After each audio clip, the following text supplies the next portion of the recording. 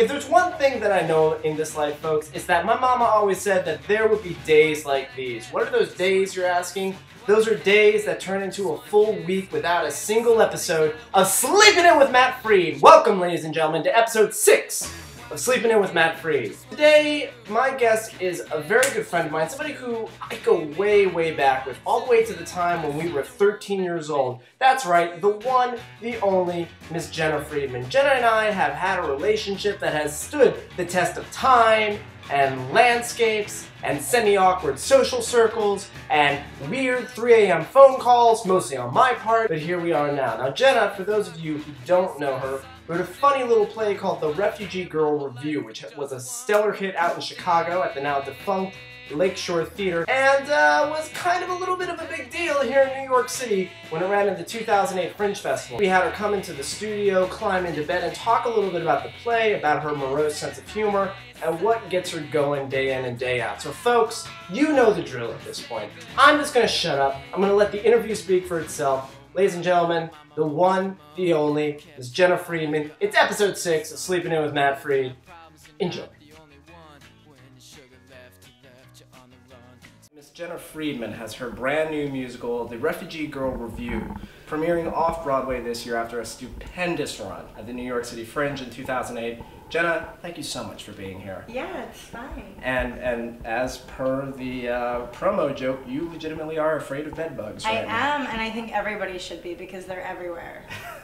So Jena, why don't you talk to us a little bit about the Refugee Girl Revue, what audiences can expect this upcoming fall? Okay, so the play is a parody on a play that existed for 10 years called the American Girls Revue, and it's based on the American Girl doll series.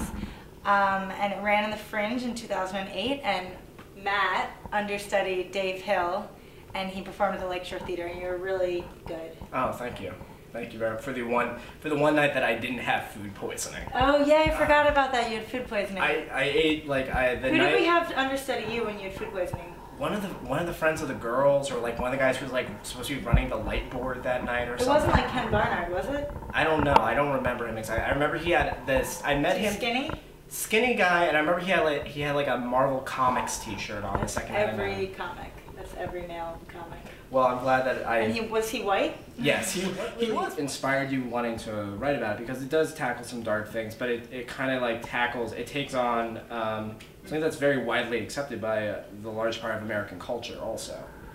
So I got into the American Girl being my muse kind of started. I was writing for a political sketch show, and American Girl got in trouble because their doll of 2005.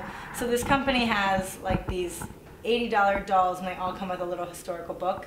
And the doll of the year in 2005 got into trouble because in her book she was like a Hispanic American, and she fled her dangerous neighborhood of Pilsen, which is like one of the most proud Mexican American communities in the country, and moved to Downers Grove, which is like a typical, Illinois, Chicago suburb.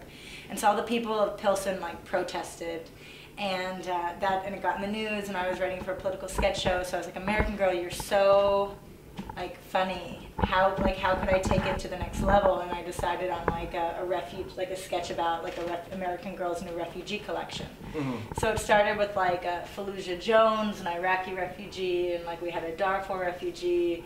And then when I heard that they had a play, I just parodied their play. Nice. And so that's very distinctive about the show and about a lot of your stand-up comedy is that it does have this very dark sense of humor. Mm-hmm. What attracted you to that in the first place when you were starting out in comedy? Well, I've always kind of gravitated towards the morose. I don't even think I'm funny as much as like I can kind of like write a joke and sell it. Mm-hmm. But yeah, I've always liked, like reading about vampire bats and David Koresh and diseases and bed bugs. Bed bugs are like a relatively new phenomenon, but not really. There were bed bugs in the Middle Ages, but they've just kind of like come back. I think partially because we banned DDT or whatever that is. Yeah. The stuff that just wipes them all out in one easy blow. So now they're back, and they're in Brooklyn. They're in Matt's bed. I'm just gonna go home and strip in like a non-sexual way and just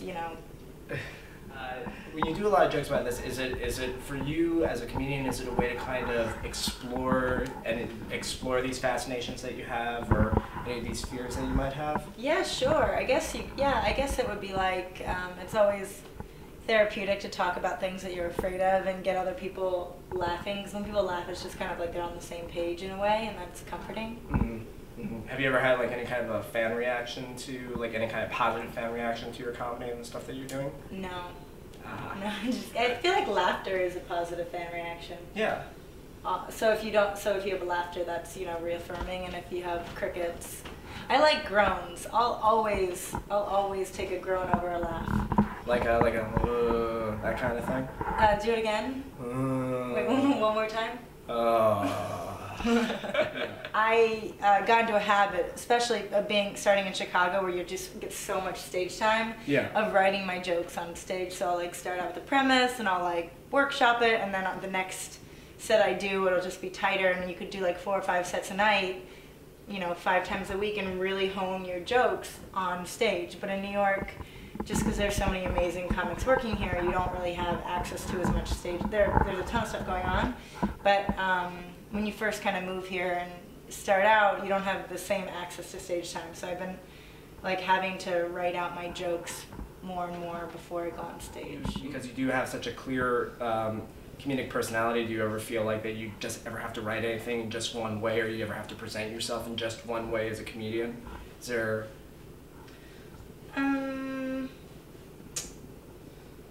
Yeah, like there are shows that there are things that I don't audition for because I don't know if like I'd be the right fit, you know? Although I did audition for America's Got Talent a couple years ago, and I shouldn't have, but I was like, I did it. For real? Yeah. Wow. Did you did your comedy set? All my AIDS jokes. I did 5 minutes on AIDS. Wow. And I didn't get a call back. New York City. Jena, thank you so much for being on the show. Thank you. Thanks, Matt. No problem. Jena Friedman, ladies and gentlemen.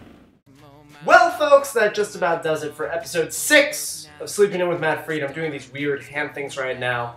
Bigfoot!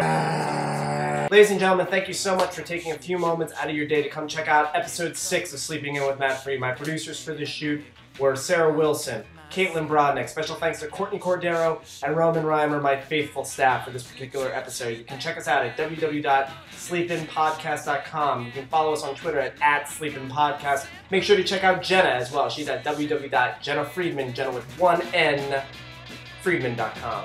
Anyway, folks, thank you so much. We'll be back next week. Actually, 2 weeks. In December. Oh my God! It's holiday season, babies! I need to get writers for this show. Alright, ladies and gentlemen, thank you so much. Later.